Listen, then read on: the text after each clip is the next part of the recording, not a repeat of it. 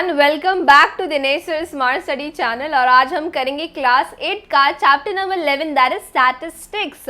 Statistics जो है बहुत ही सिंपल चैप्टर है जो आपको एकदम न्यूली इंट्रोड्यूस किया गया है क्लास 8 में। सो आपको बहुत ही ज़्यादा बेसिक है, so no worry. Let's start. Before starting before coming to the main topic, let's revise जो आपका एक टॉपिक है एवरेज, उसके ऊपर बेस्ड ये full chapter not even full chapter but एक एक्सरसाइज है एवरेज। Let's see. एवरेज आपने क्लास 7 में पढ़ा होगा, एवरेज कैसे निकालते हैं। एक बार वापस से रिकैप कर दूँ।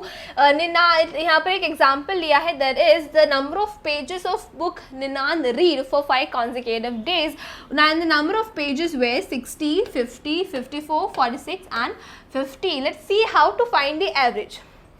एवरेज का फॉर्मूला है, average is equals two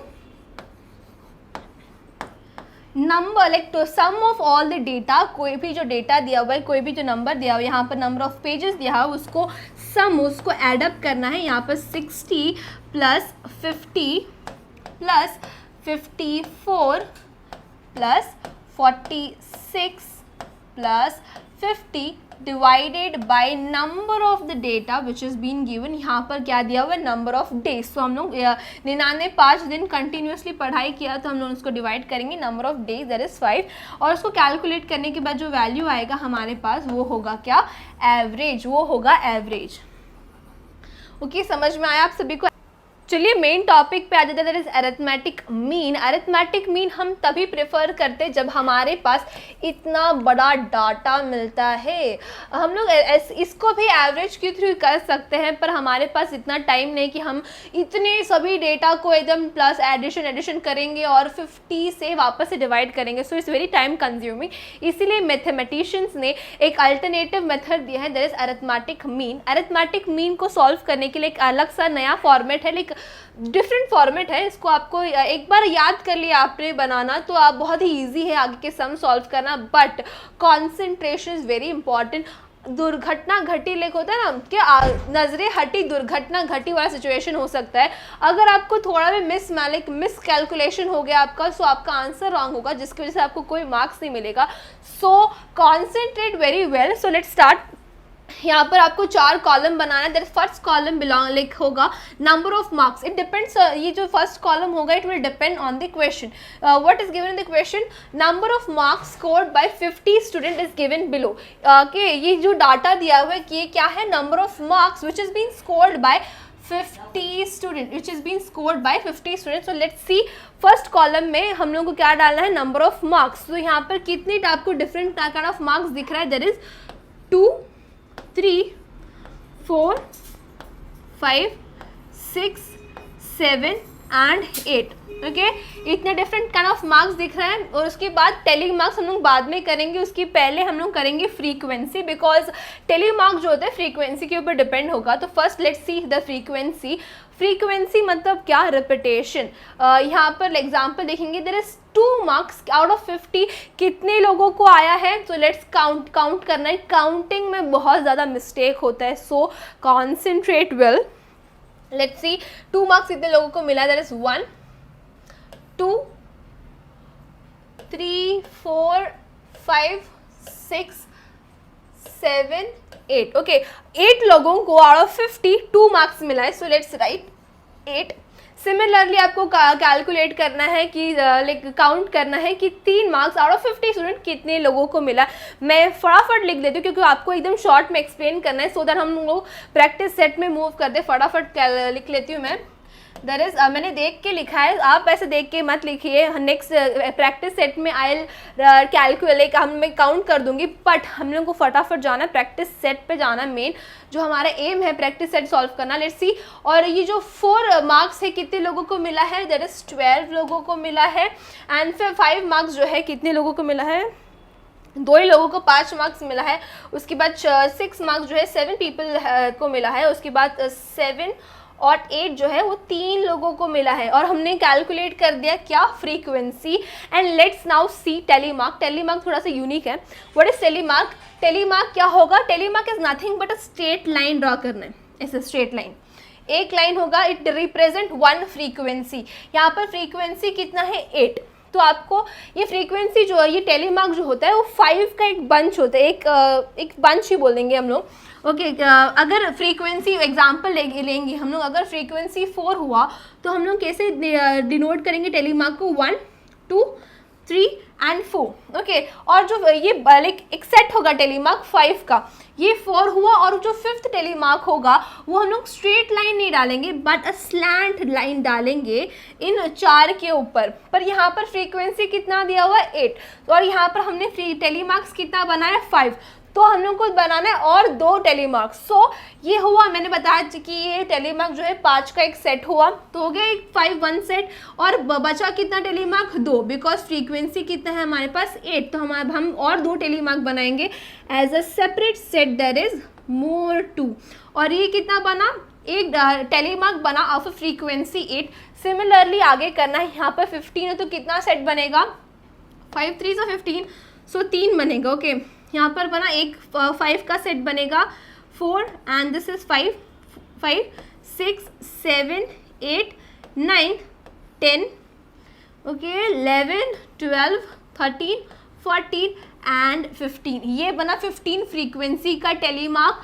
similarly 12 frequency का टेलीमार्क, समझ में आ रहा है ना आपको, 12 फ्रीक्वेंसी का टेलीमार्क जो है सेट होगा, एक सेट में सिर्फ 5 होगा, और 5 में भी वो जो 4 टेलीमार्क होगा वो स्ट्रेट होगा, और जो 5th टेलीमार्क होगा वो होगा स्लैंट ऑन अबोव दिस 4 टेलीमार्क।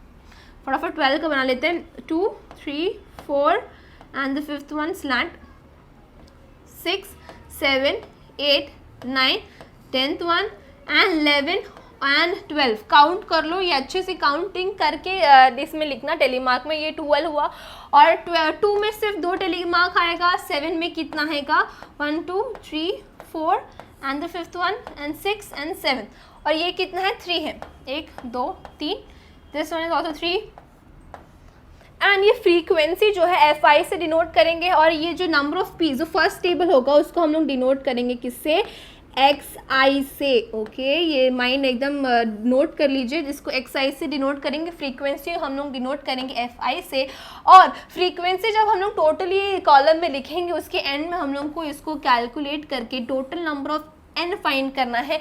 फटाफट इसको कैलकुलेट करेंगे, कितना होगा 10, फटाफट कैलकुलेट कर लो, इसका वैल्यू कितना होगा, दैट इज 50। दूसरे मार्कर से लिख लेंगे फाइट,